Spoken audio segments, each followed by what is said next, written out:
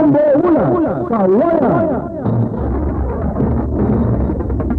Yes, Booker V, na magandang umaga. Ikinatutuwa ng mga opisyal ng Barangay Amubokan ang pagkakagawa nitong flood control project dito sa kanilang barangay.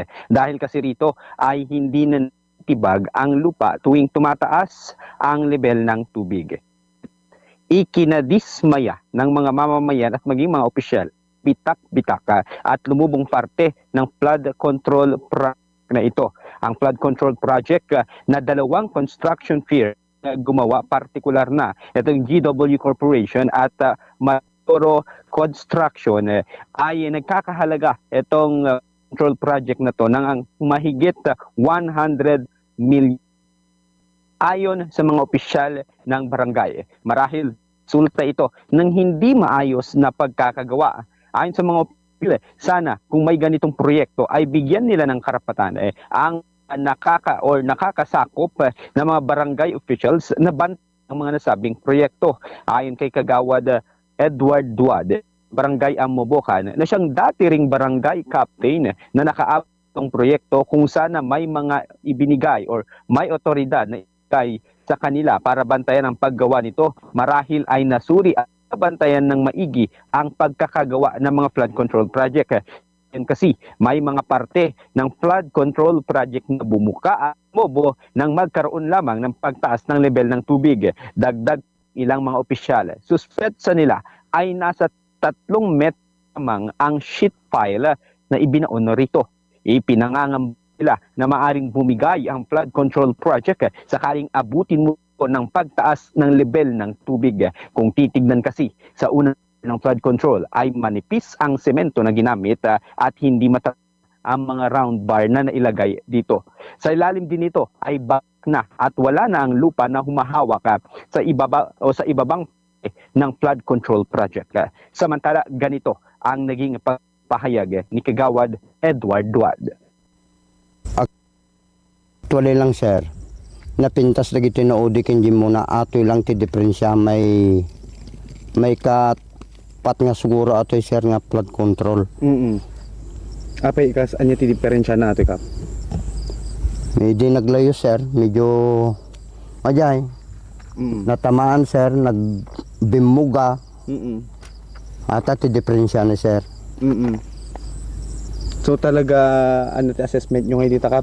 Siguro apay ikas nga bimuga nga ta? Ay kay para kanyak sir agay medyo nakapoy pinakaramid na. Apay nyo ba na-monitor dati kap? Haman sir, nga madimi mabantayan na ta. Ti barangay official lang magamin, labsa-labsa mi. Aslamang pinaka mayat kumano da pakialam ti barangay official, nagbantay. Ta okay kuma ta ramid da. Kaso lang ke kaslawang pakialam ti barangay official. Iso nga napinpintas ko madagiti project ti nasyonal, aggapo ti nasyonal, mabantayan ti barangay official napinpintas sir. Sige, so dagiti kasting proyekto iti national government nga maited kadagiti o maiaramid kadagiti barangay. Adda ko mati direktiba nga mabantayan nga dagiti barangay officials agbantay da. Wen sir, may mayat. Mas may met no ka apay ko na yung mas may met kap. Wen atano aji ko na kon awan ti pumanaw nga simento konforme. Nagiti landok. Aminin nga i-apply da. So nga kaya mi ko mga barangay official na nasaksakupan mi ti barangay aggapo ti nasyonal. Hindi ko mapakialam ti barangay official na pinpintas may sir.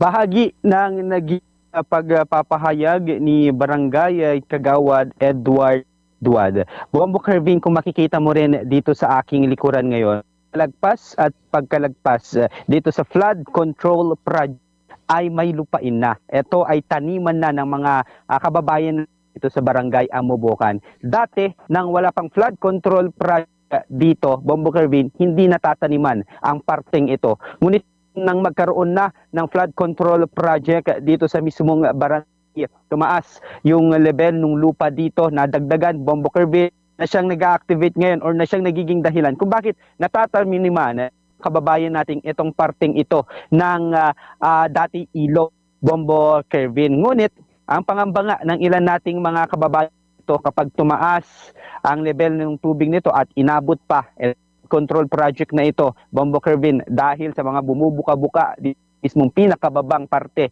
nitong flood control project ay baka mas masira pa ito lalo, Bombo Kervin. At yan muna ang ulat mula rito sa lungsod ng Kawayan. Ako si Bombo Kyle Balad. This is Bombo Radio Philippines, one and most trusted source of news and information. Basta Radyo Bombo. DZNC. Ano ba yung flood control project na yun, Bombo Kyle? DK o slope protection? Slope protection, etong flood control na to, Bombo Kervin. Actually, ayon sa mga opisyal ng barangay, bagaman hindi direkta na nagbantay nga dito, iba-ibang batch yung nawa dito, Bombo Kervin. At sa ating pag-check dito sa inilabas ng sumbong sa Pangulo na site kung saan ipinapakita, Bombo Kervin, dalawang construction firm yung gumawa nito, Bombo. At isa rito ay expectedly tapos yung ilang mga batch nito 2023, Bombo Kervin, na nagkakalaga yun ng mahigit 29 million. Abang itong nasa likuran ko naman, Bombo Kervin, sa ngayon ay ginawa ng isa ring construction firm, Bombo, may budget na 70 million at ina-expect na matatapos last year, Bombo Kervin. At kung makikita naman natin, so far, itong nasabing proyekto at halos lahat din dito ay okay. Kaya nga lamang, Bombo Kervin, may mga parte ng flood control project na nagkabitak-bitaka at lumobo, Bombo Kervin. Yung tinuturo nyo kanina sa nakapanay mo, Bombo Kyle, kumusta? Kailan daw yun ginawa? Come again, Bombo Kervin? Yung tinuturo nyo kanina na may bitak-bitak, kailan daw yun ginawa?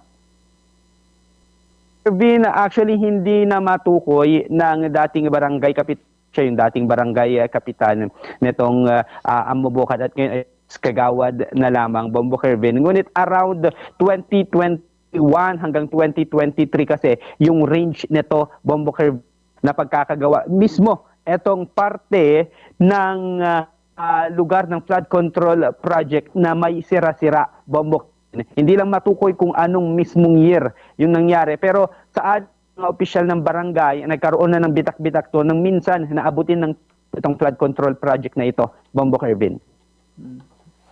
Oo.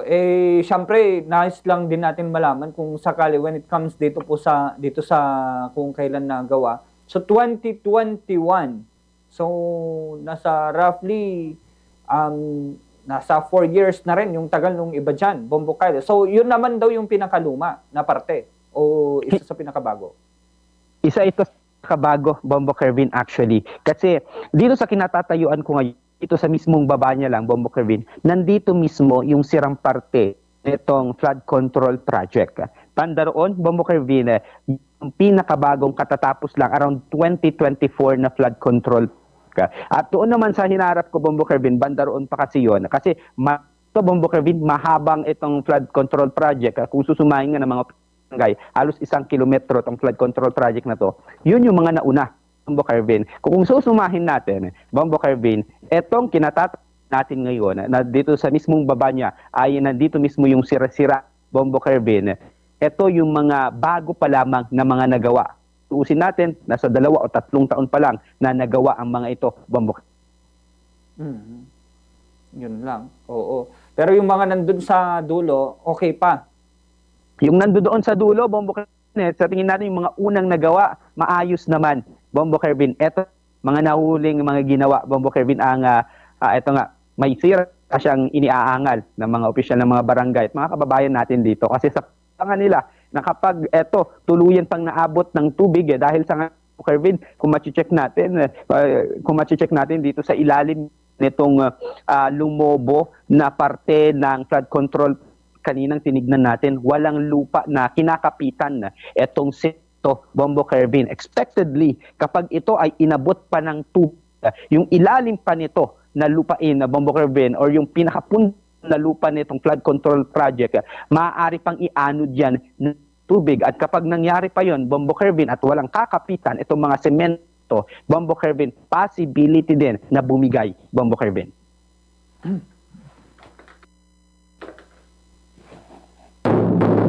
Sige, maraming salamat, Bombo Kyle Balad, sa iyong report mula ho rito sa Kawayan City.